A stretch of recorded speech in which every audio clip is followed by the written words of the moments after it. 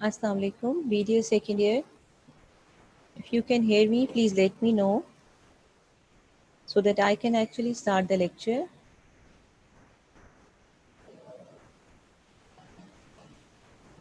Assalamu alaikum, Dr. Nadia here. Today I've exchanged your BS lecture with dental materials lecture. BS department will take your lecture tomorrow at 12 o'clock. Okay? We'll start with the new section of dental polymers. Dental polymers are a significant part of dentistry because they have so many applications in dentistry. Metals की जिस तरह एक बहुत huge contribution है, इसी तरह से polymers और रेजन्स की भी बहुत ह्यूज कंट्रीब्यूशन है. But before actually starting the specialized applications of dental polymers, it is important for all of you to know about the structure of polymers. What are actually dental polymers? What is their classification?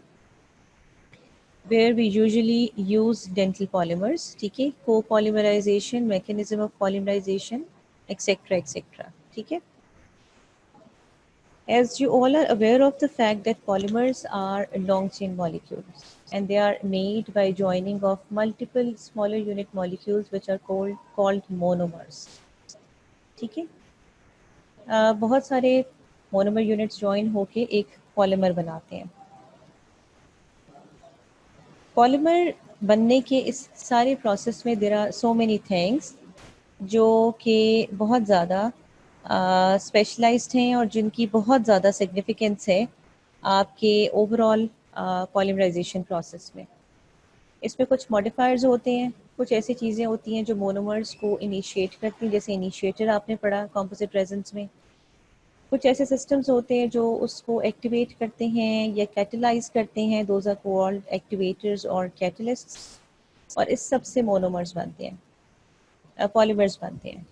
Multiple polymer chains, when they are made, they joined together through cross linking. यानी polymer chain बनी, दूसरी polymer chain बनी, तीसरी बनी, चौथी बनी, पांचवी बनी.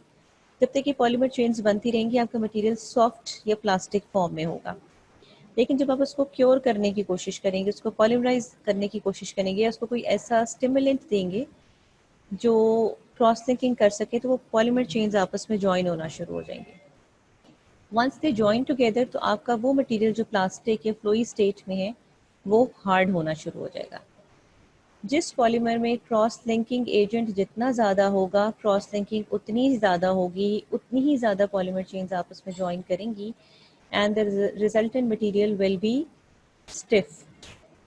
जितनी पॉलीमराइजेशन के प्रोसेस में क्रॉस लिंकिंग कम होगी, स्टिफनेस कम होगी, और जितनी क्रॉस लिंकिंग ज़्यादा होगी, स्टिफनेस ज़्यादा होगी. ठीक है, this is a brief introduction. So polymer is a chemical compound which has giant molecules. ठीक है, they are which are giant molecules. इनको हम macromolecules कहते हैं. और poly means many. बहुत सारे repeating units which are called monomers, they join together to make a macromolecule which is called a polymer. Monomer are small repeating units and polymers are macromolecules. They are large units. ठीक है, they are a large compound. Plastics and rubbers, they are all considered as polymers. ठीक है. There is a brief classification of polymers. हमारे पास tabular form में आ रही है. We have synthetic polymers and we have natural polymers. ये वो polymers हैं जो dentistry या medicine में इस्तेमाल होते हैं. ये सिर्फ उनकी बात हो रही है. Synthetic polymers are classified as thermoplastic polymers, elastomers and thermoset polymers. ठीक है. And natural polymers are protein and polynucleotides जो कि हमारी बॉडी में है. इसमें डीएनए, आरएनए वगैरह ये सब पॉलीमर्स हैं. एंड वी हैव पॉलीसेकेराइड्स, जिससे हमारी बॉडी में कोलेजन है, राइबो न्यूक्लिक एसिड है. इसके अलावा जो जितनी भी कहना चाहिए कॉम्प्लेक्स पॉलीसेकेराइड्स हैं हमारी बॉडी में, वो सब की सब भी नेचुरल पॉलीमर्स हैं. इसमें से आपने इलास्टोमर्स का नाम सुना हुआ है. Can anyone tell me what are elastomers? आपने इससे पहले इंप्रेशन मटेरियल्स में इलास्टोमर्स पढ़े. लेट्स रिपीट कि व्हाट आर इलास्टोमर्स और इलास्टोमर्स की क्या क्या प्रॉपर्टीज़ हो सकती हैं. इलास्टोमर्स कौन से मटेरियल्स होते हैं? Just tell me what are elastomers. नाम से देख के बताइए, आपने इंप्रेशन मटेरियल्स में इसका टेस्ट भी दिया हुआ है। Elastomers are non aqueous impression materials, ठीक है। And as the name suggests, what are their properties? Elastomers, they are elastic enough, ठीक है, they are elastic enough. Once you stretch them, they'll regain their original position. आप जब वो stress हटा देंगे, it's like an elastic, कि ये stretch होंगे और उसके बाद अपनी पोजीशन पे वापस आ जाएंगे। That's the reason they are called elastomers, ठीक है। थर्मोप्लास्टिक पॉलीमर्स कौन से होते हैं? Any idea? केमिस्ट्री में आपने पढ़े हुए होंगे।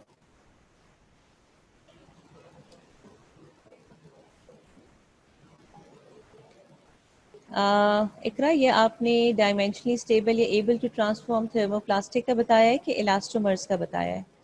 आई actually want to confirm.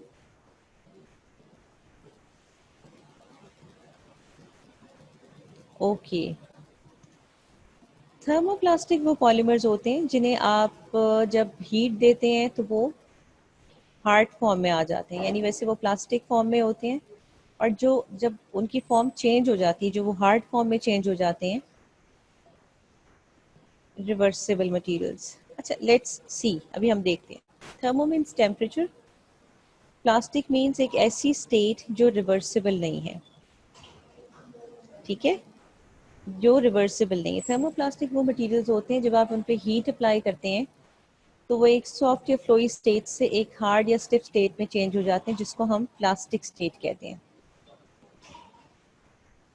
Yes, they actually cure और पॉलीमराइज बाय फिजिकल रिएक्शन, जिसको हम कहते हैं कि हीट, ठीक है। और ये हीट से हार्ड होना शुरू होते हैं और उससे पहले आप इनको जो भी फॉर्म या शेप दें ये ले लेते हैं, ठीक है। थर्मोसेट होते हैं जिन पे हीट का असर नहीं होता। ये वो पॉलीमर्स हैं जिनका जो फेज चेंज के लिए सिग्निफिकेंटली आपको हीट की ज़रूरत नहीं पड़ती, ठीक है। नेचुरल जो हमारी बॉडी में है, those are protein polynucleotides, poly means so many units, और वी हैव पॉलीसेकेराइड्स जो कॉम्प्लेक्स कार्बोहाइड्रेट्स में आते हैं। ये हमारी बॉडी में भी मौजूद होते हैं और हम डाइट से भी इनको ले सकते हैं। अच्छा, this was about the classification of polymers. We have homopolymers and we have heteropolymers. ये कभी ज़रूरी नहीं होता कि पॉलीमर के जितने मोनोमर्स हैं वो एक ही तरह के हों। उसमें मुख्तलिफ मोनोमर ज्वाइन करके भी एक पॉलीमर बना सकते हैं और उसमें सेम मोनोमर्स ज्वाइन करके भी पॉलीमर बना सकते हैं। जैसे कि मैं आपको एक एग्जांपल देती हूँ, ये देखिए, इसमें डिफरेंट पॉलीमर्स हैं, ठीक है। ये सिंगल पॉलीमर है जिसमें, जो कि होमोपॉलीमर है, इसमें एक ही तरह के मोनोमर्स हैं। ये हेट्रोपॉलीमर हो सकता है क्योंकि इसमें दो मुख्तलिफ तरह के मोनोमर्स हैं, ठीक है। दिस इज द एग्जांपल कि polymers are either homopolymers or they are heteropolymers. When a polymer is formed from a single type of a monomer, they are called homopolymer, and when they are formed from different types of monomer, they are called heteropolymer. Heteropolymers are definitely, they are high molecular weight polymers, ठीक है। They are more stiff, they are more hard, क्योंकि उनमें जितने multiple monomer units join करते हैं उन सब की डिज़ायरेबल प्रॉपर्टीज़ मौजूद होती हैं, ठीक है। होमोपॉलीमर्स जो हैं वो यूजुअली स्मॉल मॉलिक्यूलर वेट होते हैं। मैं बेटा इस वक्त स्लाइड नंबर 3 पर हूँ, आई गेस स्लाइड नहीं चेंज हो रही। अब slide number 1, this is slide number 2 जहाँ पे हमारे पास कंटेंट्स थे। This is slide number 3। एक मिनट, ठीक है, ठीक है, I got it. I am changing the slides now. आप ज़रा दोबारा देखिए।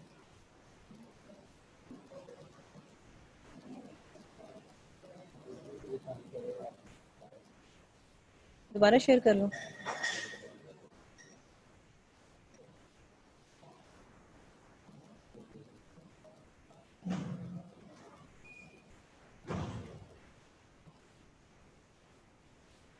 We are at slide number 1 right now. This is slide number 2, which was about table of contents. This is slide number 3, polymers, definition of polymers, ये सब कुछ जो आ रहा है। This is slide number 4, classification of polymers. ठीक है, नजर आ रहा है आपको? अभी भी नहीं चेंज हो रहा? Let me check again.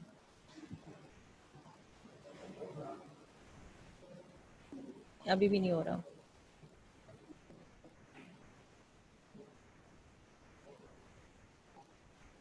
We are at the classification of polymers. ठीक है, just check and let me know आपको नजर आ रहा है कि नहीं आ रहा। हाँ, अब it's visible. We were talking about classification of polymers. आपने क्लासिफिकेशन ऑफ पॉलीमर्स की स्लाइड देखी है? वो आपको नजर आई है? या जो इससे पिछली स्लाइड्स हैं वो आपको नजर आई हैं तो मुझे बताइए, नहीं नजर आई तो फिर हम उनको दोबारा ट्राई करते हैं। ओके तरीम, आपने पिछली स्लाइड्स नहीं देखी। ठीक है, हमने बात की थी कि पॉलीमर्स आर मैक्रोमोलिक्यूल्स जो कि बहुत सारे स्मॉल मॉलिक्यूलर वेट मोनोमर्स को जॉइन करने के बाद बनते हैं। ठीक है, plastics and rubbers, they are all called polymers. ठीक है, and we have a very important contribution of polymers in dentistry, बहुत सारी जगहों पे इस्तेमाल होते हैं। Here is the classification of polymers. ये एक जनरल क्लासिफिकेशन है, मगर कोशिश ये की गई है इसमें उन पॉलीमर्स को ऐड किया जाए जो कि मेडिकल में और डेंटिस्ट्री में यूज़ हो रहे हैं। उसमें we have synthetic polymers and we have natural polymers. For natural polymers we have RNA, DNA जो हमारी बॉडीज़ में है, प्रोटीन, न्यूक्लियोटाइड्स वगैरह। And we have complex carbohydrates like polysaccharides, जिसमें कोलेजन है आपका, और हाइलोरोनिक एसिड वगैरह इस किस्म की चीज़ें आ जाती हैं, हमारी बॉडी में भी हैं और हम अपनी डाइट से भी इनको लेते हैं। Synthetic polymers are thermoplastic polymers, we have elastomers and we have thermoset polymers. Thermoplastic वो पॉलीमर्स हैं जिनका फेज चेंज होता है, जिनकी शेप चेंज होती है ऑन एप्लीकेशन ऑफ हीट। और थर्मोसेट पॉलीमर्स वो हैं जो कि जिनमें कोई फेस चेंज नहीं आता हीट पे। ठीक है, जिस तरह से thermoplastic polymers are those polymer जो सरप्राइजिंगली सॉफ्ट या फ्लोई या डोई फॉर्म में होते हैं, डो की तरह होते हैं, आटे की डो की तरह, और जब आप इन्हें हीट देते हैं तो वो हार्ड हो जाते हैं। सरप्राइजिंगली अगर आप वैसे किसी चीज़ को हीट दें तो वो मेल्ट करती है, लेकिन ये वो पॉलीमर्स हैं जिनको आप हीट दें तो उनकी क्योरिंग शुरू हो जाती है और क्रॉस लिंकिंग शुरू हो जाती है। मैंने आपको बताया था कि मल्टीपल मोनोमर यूनिट्स ज्वाइन करके एक पॉलीमर बनाते हैं, और जब मल्टीपल पॉलीमर चेन्स आपस में ज्वाइन होती हैं तो आपका पॉलीमर हार्ड होना शुरू हो जाता है, स्टिफ होना शुरू हो जाता है। इस प्रोसेस को क्रॉस लिंकिंग कहते हैं। जैसे आपके पास एक पॉलीमर चेन बनी, मैं आपको भी दिखाती हूँ एक पिक्चर। ये पॉलीमर चेन बनी, एक ये पॉलीमर चेन बनी, ये पॉलीमर चेन बनी। एक क्रॉस लिंकिंग एजेंट पॉलीमर्स में डाला गया होता है, उसकी वजह से फिर ये सारी चेन्स आपस में ज्वाइन हो जाती हैं, आपस में जुड़ जाती हैं। जब पॉलीमर चेन्स आपस में ज्वाइन हो जाती हैं, the process is called cross linking, and this cross linking results in stiffness of the polymer.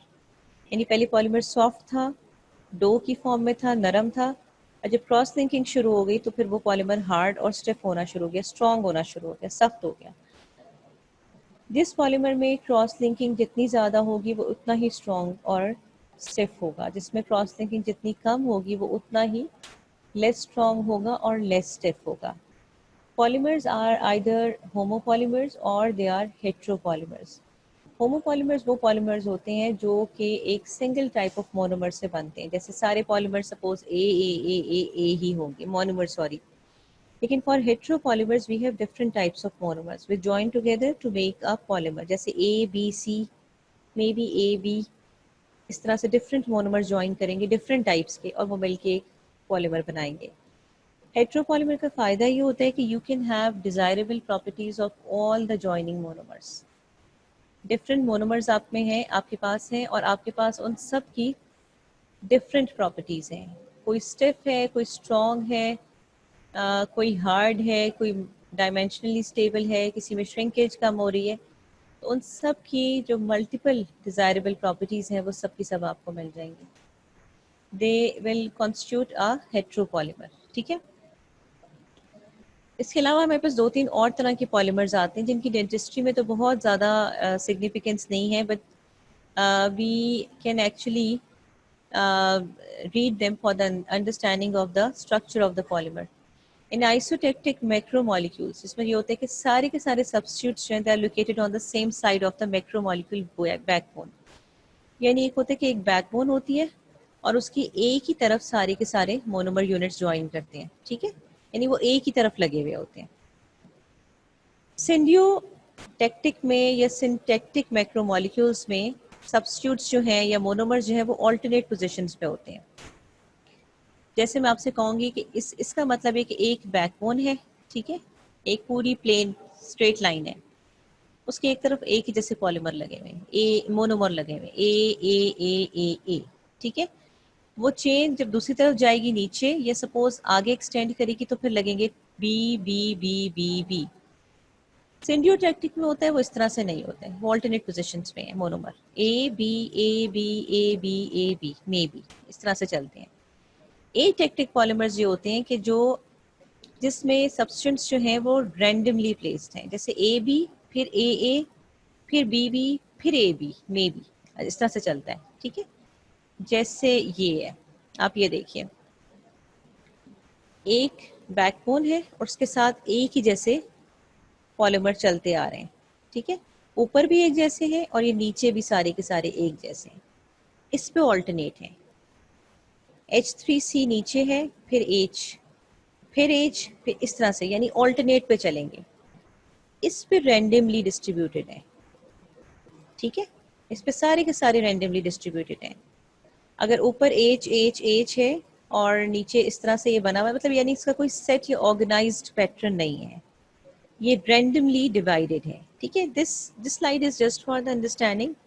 इस पे मैंने पास पेपर्स में कोई सवाल नहीं देखा, कभी कोई क्वेश्चन इस तरह का नहीं आया कि आइसोटेक्टिक या सिंडियोटेक्टिक या एटेक्टिक पॉलीमर्स के बारे में लिखें, लेकिन since it was included in the section of polymers so we had to mention it, ठीक है। मैं ये चीज़ आपको इसलिए मेंशन कर देती हूँ कि ताकि जो चीज़ें बहुत ज़्यादा इंपॉर्टेंट नहीं हैं उन पे आप अपना टाइम वेस्ट ना करें या अपनी एनर्जी ना लगाएं। Mechanism of polymerization, this is actually important. आपने इससे पहले एडिशन पॉलीमराइजेशन रिएक्शन और कंडेंसेशन पॉलीमराइजेशन रिएक्शन के बारे में पढ़ा है, impression materials में भी पढ़ा है, and you have read about these two types of reactions in your chemistry as well. Can anyone tell me what is addition polymerization and what is condensation polymerization?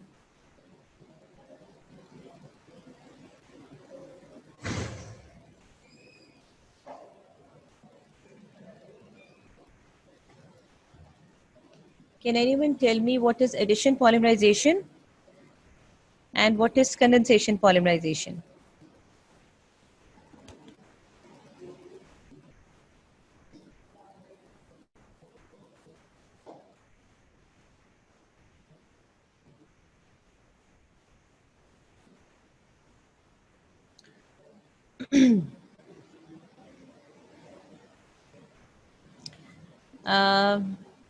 Geomed, polymer is made without elimination of any product, that is actually byproduct.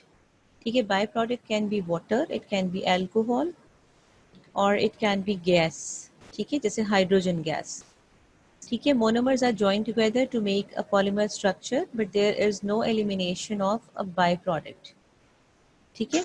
जैसे कि mostly it's water, लेकिन it can be alcohol or it can be gas like hydrogen. In condensation polymerization, there is elimination of a small molecule. ठीक है, addition polymerisation में कोई चीज़ eliminate नहीं करी, जितने मोनोमर यूनिट्स ने ज्वाइन किया है उन्होंने मिलके एज इट इज़ एक पॉलीमर बना दिया, कोई श्रिंकेज नहीं हुई क्योंकि इसमें कोई भी मॉलिक्यूल रिलीज नहीं हुआ। But in case of condensation, जी इकरा, प्रॉब्ली मैंने शायद बोलते बोलते गलत बोल दिया, कंडेंसेशन में एलिमिनेशन होती है, एडिशन पॉलीमराइजेशन में देयर इज़ नो एलिमिनेशन। अब इसका नुकसान क्या होता है, एडिशन पॉलीमराइजेशन में इस चीज़ का फ़ायदा ये है कि जब वो मल्टीपल मोनोमर यूनिट ज्वाइन करके एक पॉलीमर बनाते हैं, जैसे 1000 मोनोमर्स ने ज्वाइन करके एक पॉलीमर बनाया तो वो पॉलीमर चेन में 1000 के 1000 मोनोमर्स मौजूद हैं। लेकिन in case of condensation polymerization, जब वो 1000 मोनोमर्स ज्वाइन करके एक पॉलीमर चेन बनाएंगे तो उसका वेट उन मोनोमर्स जितना नहीं होगा। जैसे सपोज 1000 मोनोमर्स का वेट अगर 10 ग्राम्स था तो आपके रिजल्टेंट पॉलीमर का वेट 10 ग्राम से कम होगा, क्योंकि उसमें वाटर, गैस या ethyl alcohol as a byproduct वो रिलीज हो गई भी है। तो suppose it can be, for example it's 8 gram और 8.5 grams, this results in shrinkage. ठीक है, इससे क्या होता है कि जो ओवरऑल स्ट्रक्चर है पॉलीमर का वो श्रिंक हो जाता है, यानी जो एक्सपेक्टेड था उससे श्रिंक हो गया, as in case of condensation polymerization. ठीक है जी। Polymerisation takes 3-4 stages। ठीक है, they are the process of polymerization starts by activation। ठीक है, एक्टिवेशन कैसे होती है कि एक्टिवेटर्स होते हैं जो कि फ्री रेडिकल्स प्रोड्यूस करते हैं। अमूमन एक्टिवेटर्स जो हैं वो स्टिमुलेंट होते हैं। जो मटेरियल्स केमिकली क्योर्ड होते हैं या केमिकल पॉलीमराइजेशन जिनमें होती है, जैसे हम कल पढ़ रहे थे कि रेजिन सीमेंट्स होते हैं जो केमिकल क्योर हैं, लाइट क्योर हैं। इसी तरह से आपने पहले डेंटल कॉम्पोजिट्स पढ़े हैं जो सेल्फ क्योर डेंटल कॉम्पोजिट्स या केमिकल क्योर कॉम्पोजिट्स थे, और इसके अलावा लाइट क्योर कॉम्पोजिट्स थे। लाइट, हीट या कोई chemical like tertiary amine, they are all the activators. ठीक है, ये सब के सब एक्टिवेट कर रहे हैं सिस्टम को। ये सब के सब जो हैं वो स्टिमुलेंट हैं जो कि फ्री रेडिकल्स प्रोड्यूस कर रहे हैं। इन स्टिमुलेंट्स के फ्री रेडिकल्स प्रोड्यूस करने की वजह से ये होता है कि ये फ्री रेडिकल्स जो हैं आपके पॉलीमर में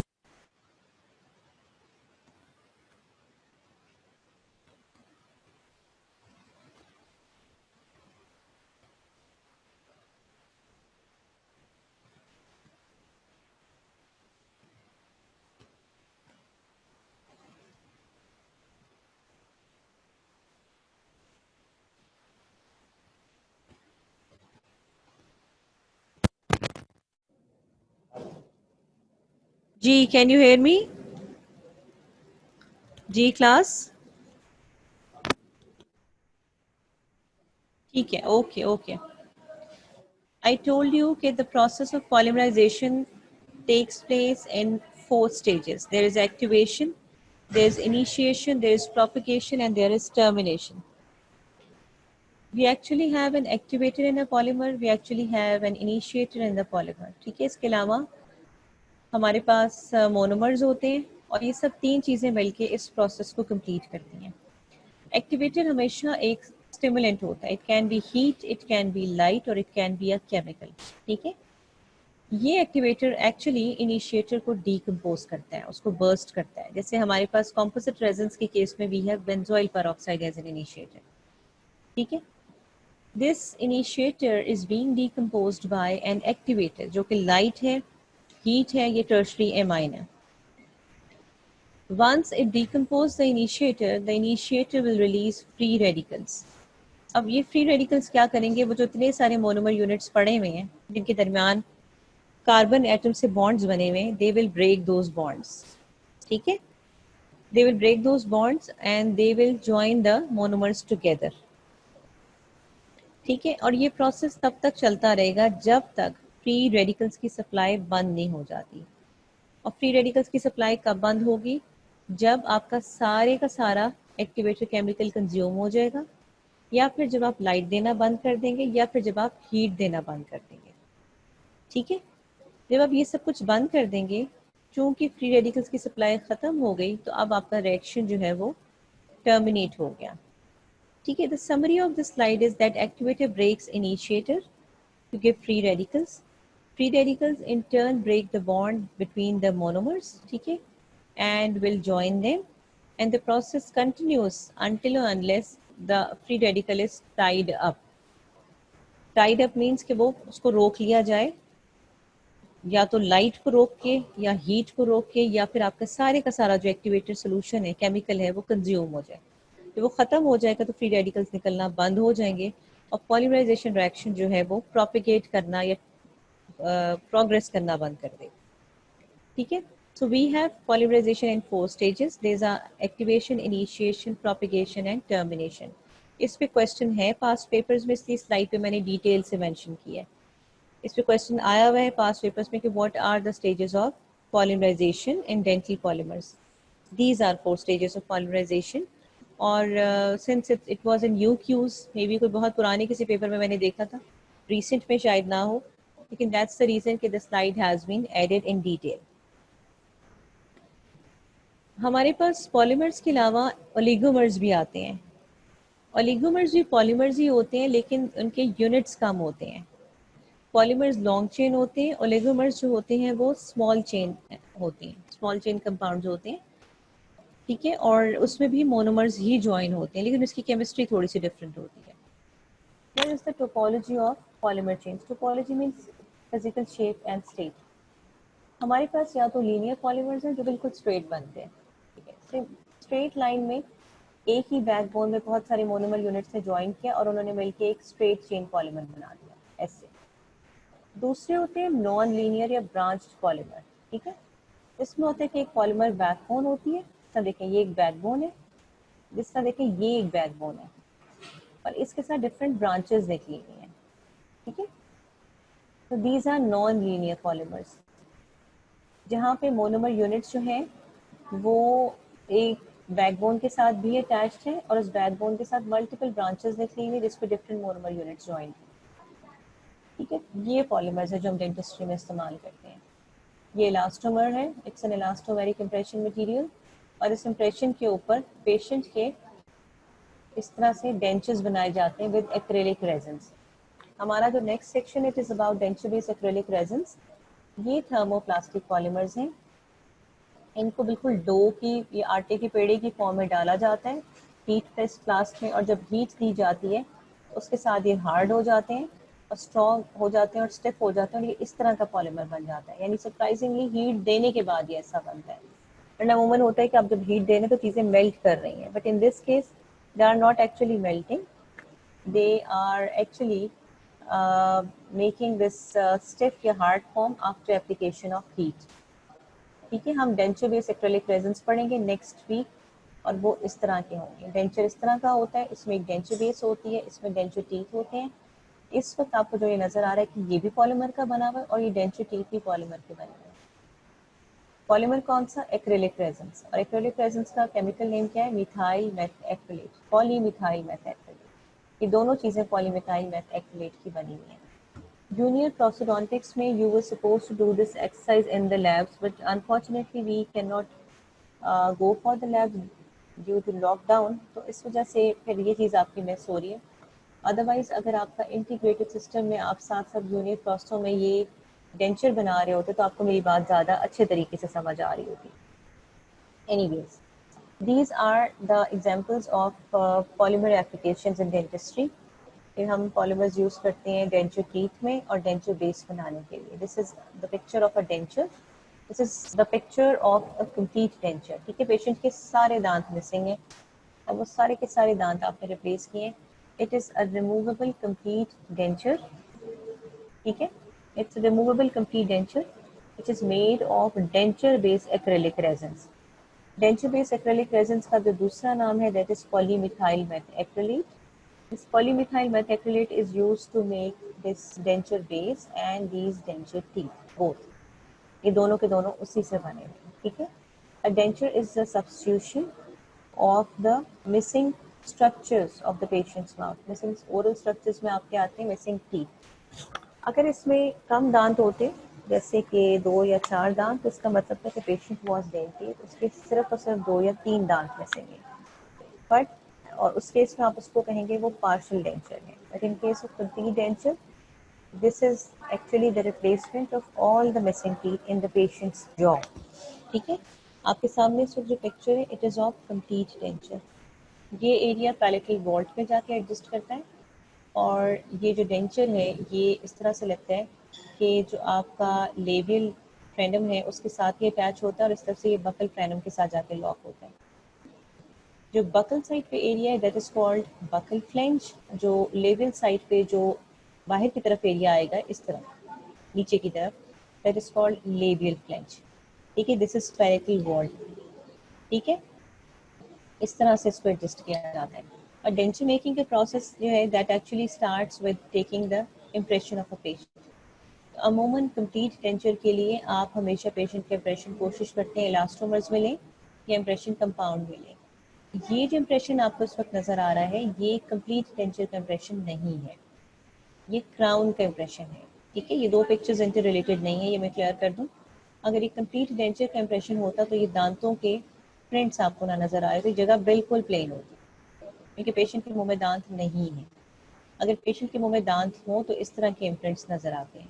और कंप्लीट डेंचर मेकिंग के लिए हम हमेशा इम्प्रेशन कंपाउंड या इलास्टोमर्स को प्रेफर करते हैं, क्योंकि वो इलास्टिक होते हैं और वो फ्लोई होते हैं। Impression compound is not elastic, उसके साथ थोड़ी ज़्यादा मेहनत करनी पड़ती है, लेकिन impression compound is stiff and it is strong, ठीक है, और रीयूजेबल है। तो दैट्स द रीज़न कि हम इम्प्रेशन कंपाउंड को यूज़ करते हैं, क्योंकि कंप्लीट डेंचर का इम्प्रेशन लेना जो है दैट इज़ क्वाइट डिफिकल्ट।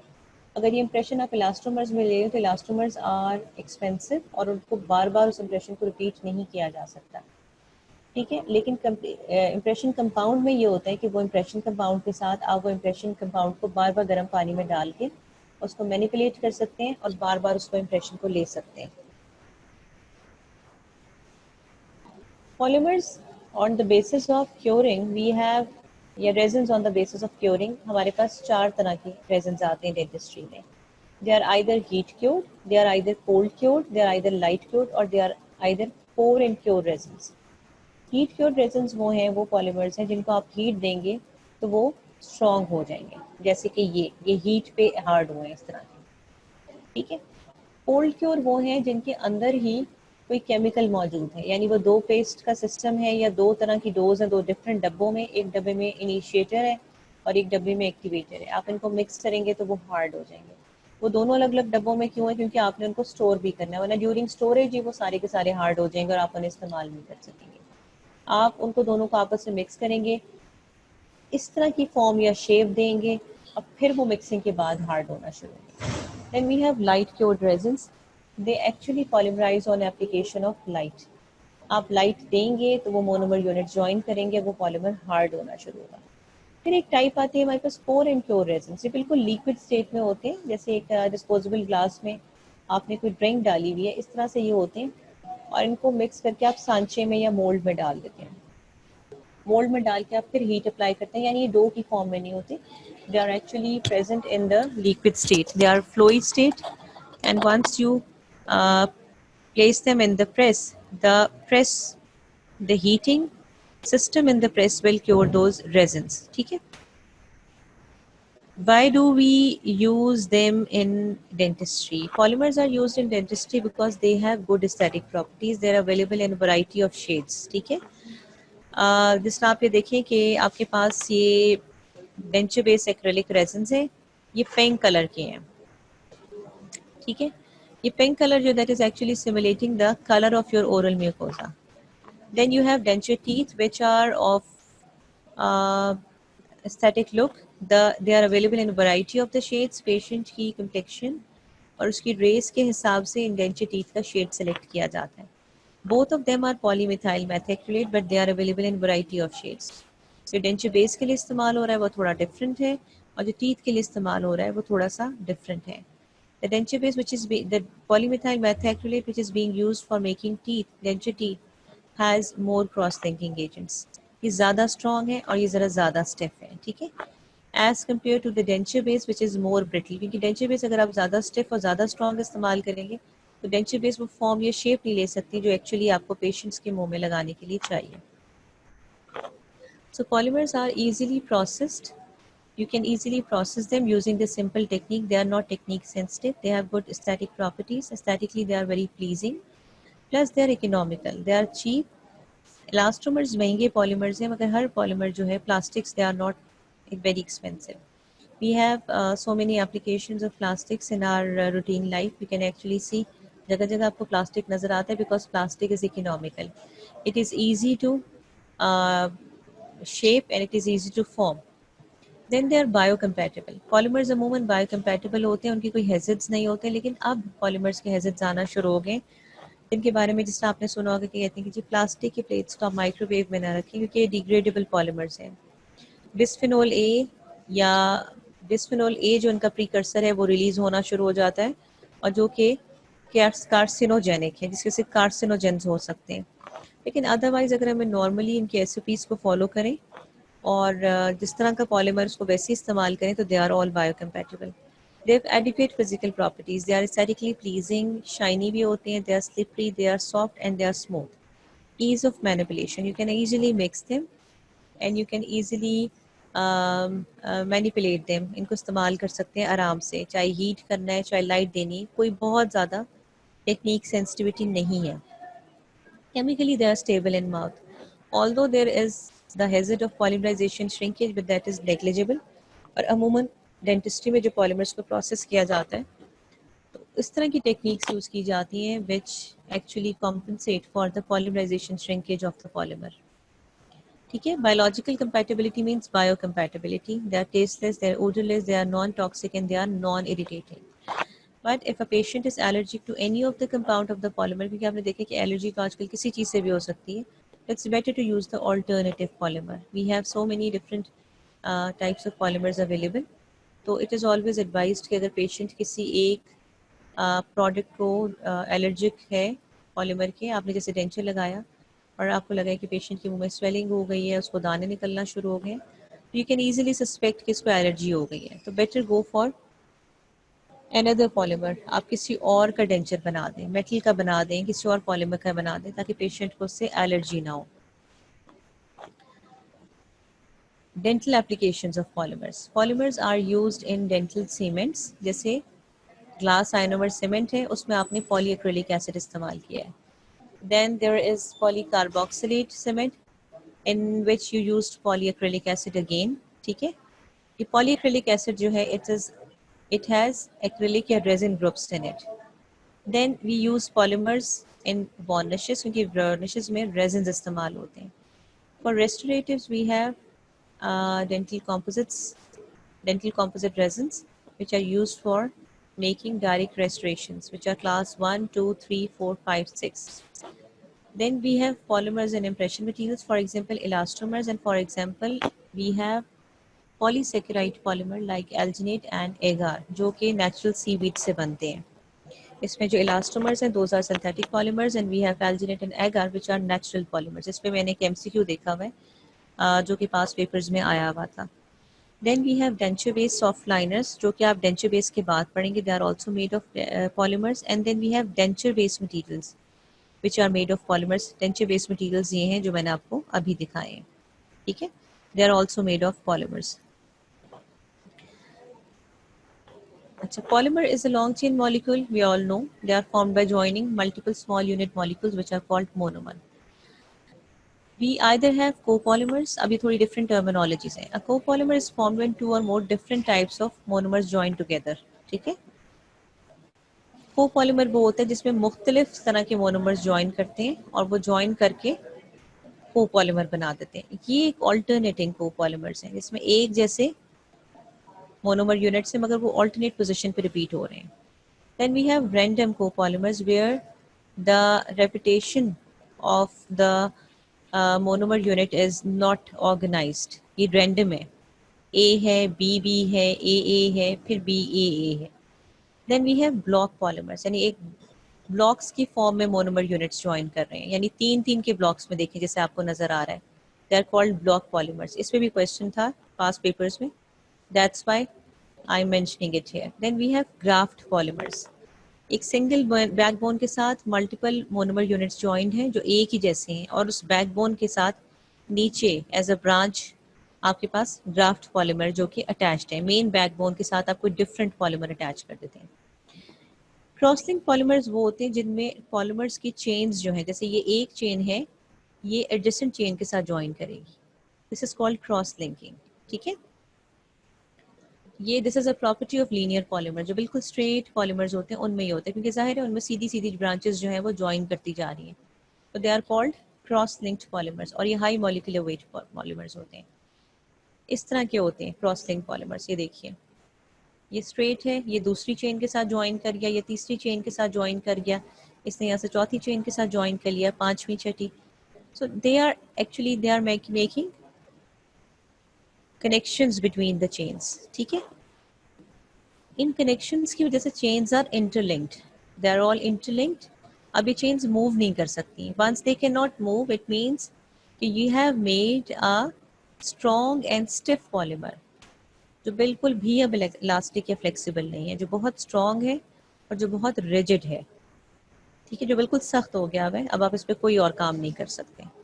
ठीक है. These cross links are actually cross linkage is actually produced by cross linking agent, जो कि पॉलीमर में डाला जाता है। और क्रॉस लिंकिंग एजेंट का क्या काम है? It provides stiffness. It is also an MCQ question कि क्रॉस लिंकिंग की क्या सिग्निफिकेंस है, ये क्रॉस लिंकिंग एजेंट जो है उसका क्या काम है। Cross linking actually improves hardness and stiffness of a polymer. It also increases the molecular weight because it is actually because of the cross linking agent that multiple polymer chains join together and they make a stiff and hard polymer. They increase crazing resistance. Crazing का मतलब ये होता है कि आपका जो polymer है इसकी सरफेस पे पहले तो स्ट्रेस पड़ने की वजह से मिनिमम क्रैक्स पड़ना शुरू हो जाएं, ठीक है, हल्के हल्के छोटी छोटी क्रैक्स पड़े और वो सारे के सारी क्रैक्स आपस में ज्वाइन कर लें। जब वो क्रैक्स आपस में ज्वाइन कर लेंगे तो फिर फ्रैक्चर्स होना शुरू हो जाएंगे। सो क्रेजिंग मीन्स दरारें पड़ना, फ्रैक्चर लाइंस पड़ना, फ्रैक्चर नहीं होना लेकिन दरारें पड़ जाना। तो it's because of cross linking agent की क्रेजिंग रेजिस्टेंस भी इंप्रूव होता है और थर्मल रेजिस्टेंस भी इंप्रूव होता है because they improve the glass transition temperature. Glass transition temperature वो होता है पॉलीमर का जिस पे पॉलीमर चेन्स जो हैं उनके दरमियान ये जो बॉन्ड्स हैं ये ब्रेक होना शुरू हो जाते हैं, ठीक है।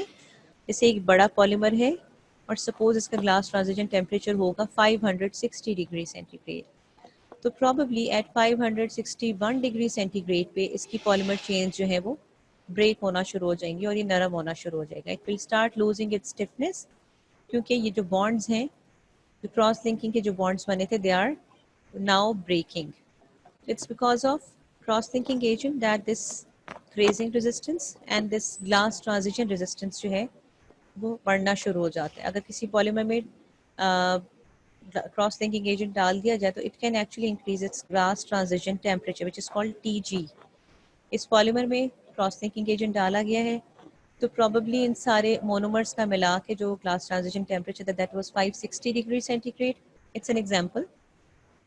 जब उन्होंने क्रॉस लिंकिंग एजेंट डाल दिया तो उसने उसका glass transition temperature 560 degree centigrade से प्रॉबेबली 700 डिग्री सेंटीग्रेड तक रेज कर दिया, ठीक है।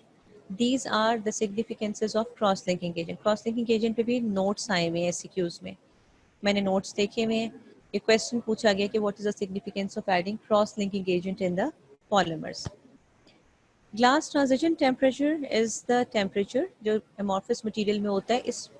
उसमें ये होता है कि मटेरियल्स जो हैं they change from a hard and relatively brittle state to a molten या रबरी स्टेट, ठीक है, क्योंकि इसमें ये होता है ग्लास ट्रांजिशन टेम्परेचर पे कि पॉलीमर्स में प्लास्टिसाइजर्स डाले जाते हैं।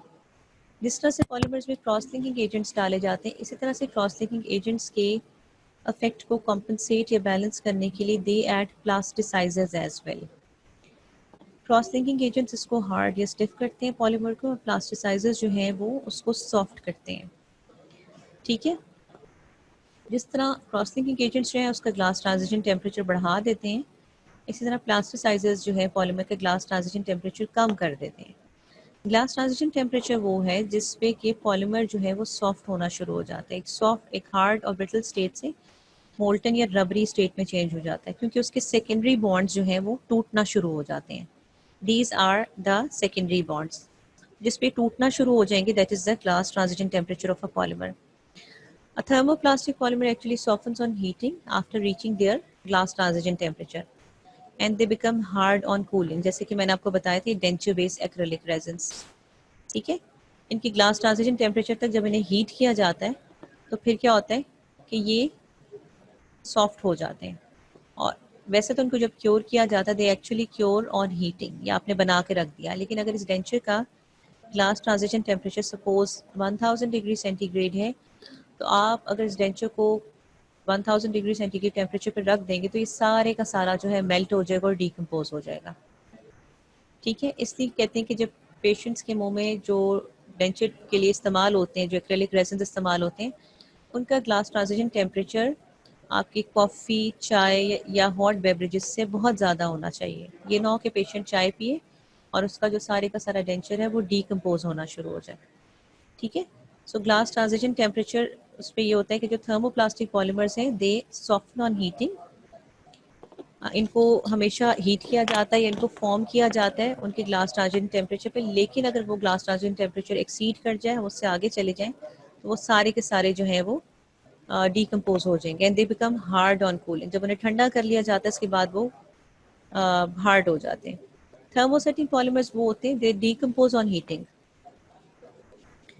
इनका यूजुअली कोई ग्लास ट्रांजिशन टेम्परेचर नहीं होता। इनके एक्स लिंक्ड या एक्सेसिव ब्रांचिंग इनमें होती है। ये कॉम्प्लेक्स पॉलीमर्स होते हैं और डेंटिस्ट्री में हम बहुत कम कॉम्प्लेक्स पॉलीमर्स को इस्तेमाल करते हैं। डेंटिस्ट्री में जो थर्मोसेट पॉलीमर्स का आपके पास जो आते हैं वो बहुत ना होने के बराबर हैं। यूजुअली हमारे पास डेंटिस्ट्री में थर्मोप्लास्टिक पॉलीमर्स हैं।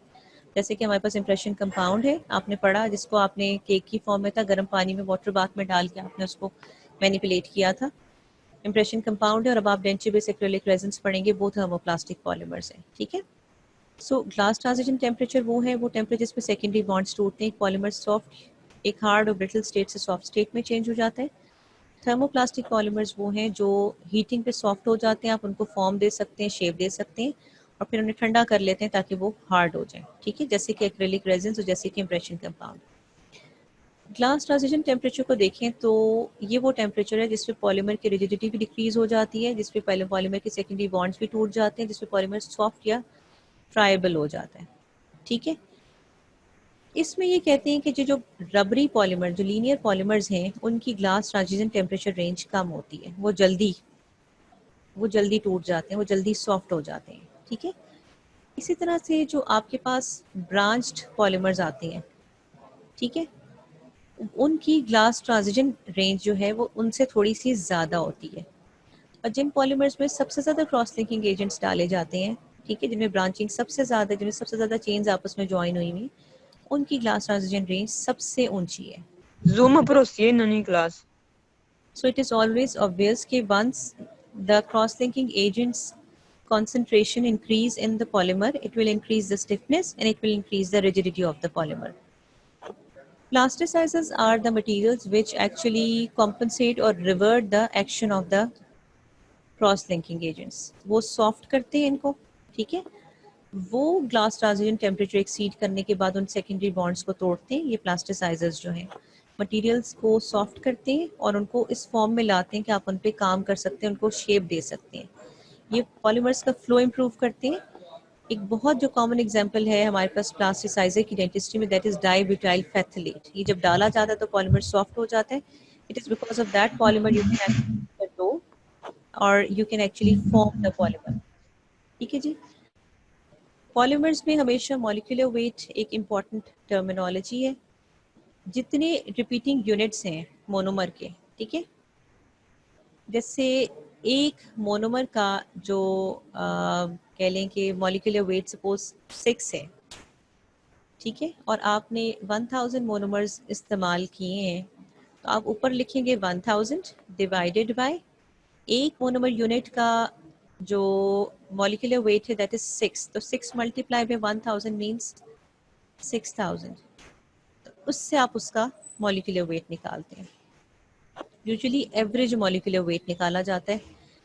ठीक है, usually we take the average molecular weight. ठीक है। ये फॉर्मूला जो है इस वक्त मेरे ख्याल में आई थिंक न्यूमेरिकल फॉर्म में मेरे पास मौजूद नहीं है, लेकिन ये कि आपको सिर्फ ये पता होना चाहिए कि एक पॉलीमर को जब हम वेट करते हैं तो उसमें सिर्फ उसका मॉलिक्यूलर वेट देखा जाता है। और जितना ज़ाहिर है मॉलिक्यूलर वेट ज़्यादा होगा, उसकी स्ट्रेंथ भी ज़्यादा होगी पॉलीमर की, और उसकी स्टिफनेस भी ज़्यादा होगी। फिर हमारे पास इनहिबिटर्स होते हैं जो कि पॉलीमराइजेशन रिएक्शन को रोकते हैं, टर्मिनेशन करते हैं, टर्मिनेट करते हैं। Polymerization is a never ending process, अगर आप उसको नहीं रोकेंगे तो वो नहीं रोकेगा। That's why they add inhibitors. Inhibitors जब ऐड किए जाते हैं तो फिर वो पॉलीमराइजेशन प्रोसेस को स्टॉप कर लेते हैं, उसको रोक लेते हैं। प्लस जब उसको स्टोर करते हैं पॉलीमर को, तब भी वो ऑटोमेटिक जो पॉलीमराइजेशन है उसको भी इनहिबिट करते हैं। Otherwise if you don't add inhibitors in the composition of the polymers, they will start polymerizing during the storage. ठीक है।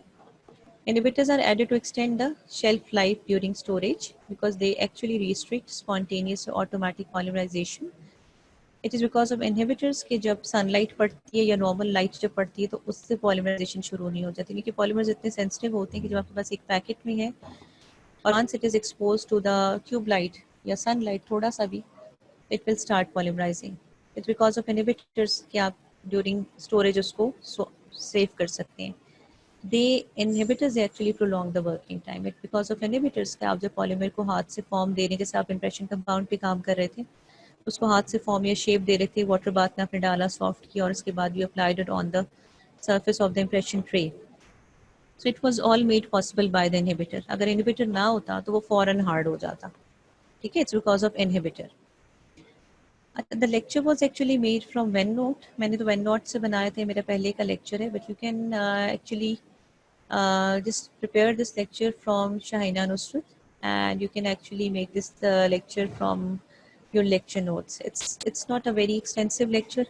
It's just about the introduction and orientation of dental polymers. ठीक है? This was all about the structure of dental polymers. From Monday onwards, Dr. Mehreen and Dr. Mavish will start with the denture-based acrylic resins. ठीक है जी?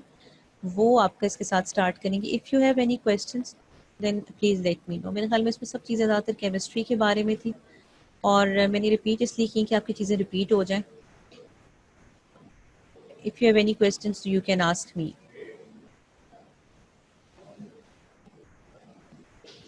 This was all about the polymers. ठीक है? Summary अगर मैं दे दूं तो it's about कि हमारे पास पॉलीमर्स एंड डेंटिस्ट्री में डिफरेंट चीज़ों के लिए इस्तेमाल होते हैं. वो एप्लीकेशंस मैंने सारी दी हुई हैं. Impression materials, restoration, cements, denture liners, denture based resins, इन सब में इस्तेमाल होते हैं. पॉलीमर्स 4 स्टेजेस में बनते हैं. Initiation, activation, initiation. Thermoplastic heat करने पे पहले सॉफ्ट होते हैं. आप उन्हें वो फॉर्म या शेप दे सकते हैं जो आप उन्हें देना चाहते हैं. इसके बाद आप उन्हें जब वो ठंडा कर लेते हैं तो वो हार्ड हो जाते हैं. ठीक है? हीट का मतलब ये है कि आप जब तक उन्हें हीट नहीं देंगे आप उनको फॉर्म या शेप नहीं दे सकते. ठीक है? वो प्लास्टिक स्टेट में नहीं आएंगे कि आप उन पे काम कर सकें. लेकिन जब आप उन्हें ठंडा कर लेंगे तो वो फिर हार्ड हो जाते हैं. ठीक है? Thermoplastic resins. थर्मोसेट वो रेजिन्स होते हैं जो जिनको अगर आप हीट अप्लाई करें तो वो डिकम्पोज हो जाते हैं, यानी उन पे आप काम नहीं कर सकते, वो ऐसी स्टेट में नहीं आते, यानी वो बिल्कुल ख़त्म हो जाते हैं. ठीक है? जैसे कि इम्प्रेशन कंपाउंड, आपने उसको हीट दी, आपने उसको वाटर बाथ में डाला, आपने उसके हाथ से डो बनाई, डो बना के उसको आपने इम्प्रेशन ट्रे पे लगा लिया और आपने देखा जैसे वो ठंडा उसकी हीट निकलना शुरू हुई है तो इट बिकेम हार्ड. वो हार्ड और स्ट्रॉन्ग हो गया था, सॉफ्ट, मतलब अब आप उस पर काम नहीं कर सकते थे. Those are thermoplastic materials. जी, any other question? Polymers, they are made in 4 stages: activation, initiation, propagation and termination. फिर इसमें क्रॉस लिंकिंग एजेंट्स और प्लास्टिसाइजेस. क्रॉस लिंकिंग एजेंट्स और प्लास्टिसाइजेस पे भी मैंने बहुत दफ़ा क्वेश्चन देखा है. इन पे लेक्चर नोट्स आ जाते हैं. कभी कहते हैं नोट्स लिखें, कभी कहते हैं आंसर जवाब दें कि इनका क्या सिग्निफिकेंस है.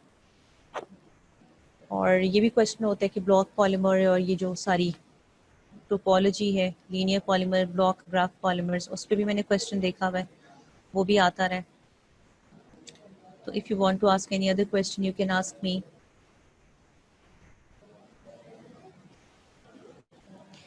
इसके अलावा पॉलीमर्स इसलिए डेंटिस्ट्री में यूज़ होते हैं कि इनको प्रोसेस करना इजी है, इनकी अच्छी प्रॉपर्टीज़ हैं. They are aesthetically pleasing, chemically stable in mouth. होती है श्रिंकेज लेकिन बहुत नेग्लिजिबल होती है, और ऐसे प्रोसेस और टेक्निक्स इस्तेमाल किए जाते हैं जिनकी वजह से श्रिंकेज को कॉम्पनसेट कर लिया जाता है. Then they are biologically compatible, they are tasteless, they are odorless, they are non toxic and they are non irritant. ठीक है जी? If you have any question, you can ask me. I'm here for good 10 minutes. फिर I'll leave inshallah. तो if you have any question, you can ask me from this chapter. Cements में से आप कोई सवाल पूछना चाहते हैं तो आप मुझसे पूछ सकते हैं. मैंने आपसे कहा था कि मैं आपको नेक्स्ट वीक एक असाइनमेंट दूंगी. आई थिंक अब हमारे पास इस वक्त वीकेंड है. वीकेंड विद सीमेंट्स में से एक तो मैंने आपको कराई थी लाइनर्स, बेसेस और लूटिंग एजेंट्स वगैरह की. और इसके अलावा हाँ उमैद, आपने उन स्टूडेंट्स के नाम डॉक्टर मेरीन को सेंड किए हैं जिनके नाम उस हाँ ISO ग्रुप वाली भी करनी है उमैद, लेकिन इससे पहले हम ये बात कर लेते हैं, मैं वो भी अनाउंस कर देती हूँ. उससे पहले did you send the names of दो स्टूडेंट्स जिनके नाम उस लिस्ट में मिसिंग थे जो मैंने बताए थे? मैंने 17 स्टूडेंट्स के नाम बताए थे और उसमें सिर्फ उन बच्चों के नाम ऐड होने हैं जो कि जिनकी सप्ली नहीं है, जो फ्रेश स्टूडेंट्स थे. तो डेफिनेटली उसमें 5 या 6 बच्चों के नाम मिसिंग थे. तो जिनके नाम मिसिंग थे वो और आप लोगों के अपने नाम जिन्होंने पहले जमा करा दी थी वो सब करके आप डॉक्टर मेरीन को दे दें ताकि वो लिस्ट को अपडेट कर लें, ठीक है जी। बेटा जो सेकंड असाइनमेंट है it is about ISO classification. आपने अभी तक जितना कुछ पढ़ा हुआ है ना, आपने उसमें से ढूंढ के लिखना है कि आईएसओ क्लासिफिकेशन कहाँ कहाँ है। एक तो जिप्सम की है, ठीक है, कल मैंने आपको कराई है रेजिन सीमेंट्स की। इसके अलावा देख लीजिए कि सीमेंट्स में किसी और जगह पर अगर आईएसओ क्लासिफिकेशन है तो you have to write this whole classification on a piece of paper and you have to send the picture to doctor Merin, ठीक है। एक दफ़ा आप सारे उमैद को भेज दें और इसकी जो डेडलाइन है वो आपकी है मंडे तक। इतनी लंबी चीज़ नहीं दी मैंने आपको, मंडे तक इसकी डेडलाइन है, ठीक है। आई लास्ट डॉक्टर मेरीन की जो बाकी की 6 असाइनमेंट्स है, 5 असाइनमेंट जो असाइनमेंट नंबर 2 की थी जो रहती थी वो आपको मिली है या नहीं मिली है, ठीक है जी। So this was all about polymers. Next आपका यूथ सेक्शन है काफ़ी ज़्यादा। ये पॉलीमर्स वाला तो सिंपल सा चैप्टर था।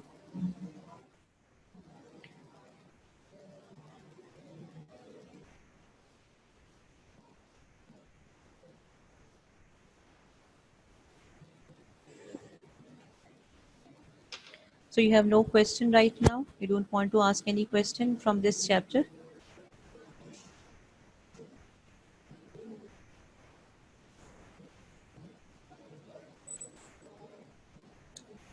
ठीक है जी। I'll see you all after your test on metals, ठीक है, maybe next week or maybe next to next week। जी, असाइनमेंट नंबर 2 सप्ली वालों ने सबमिट नहीं करानी थी। मैंने यही कहा है कि अब असाइनमेंट नंबर 2 और अब जो असाइनमेंट नंबर 3 अब आपकी आ रही है, ये वही बच्चे सबमिट कराएंगे जिनकी सप्ली नहीं थी, जो फ्रेश स्टूडेंट्स हैं। तो आई नो कि टोटल आई थिंक 21 या 22 स्टूडेंट्स हैं, उन्हीं की मुझे मिलनी चाहिए, ठीक है। 17 के नाम है मेरे पास, तो बाकी बच्चों के नाम मुझे चाहिए। उन 17 में मैं डॉक्टर मेरीन से भी ये कंफर्म कर लूँगी और आपसे भी उम्मीद कर लूँगी कि इनमें सप्ली वाले बच्चे तो नहीं हैं, क्योंकि कुछ बच्चों ने करा भी दी थी, ये मुझे याद है, ठीक है जी। So this was all about your lecture. See you इंशाल्लाह next to next week. Take care all of you.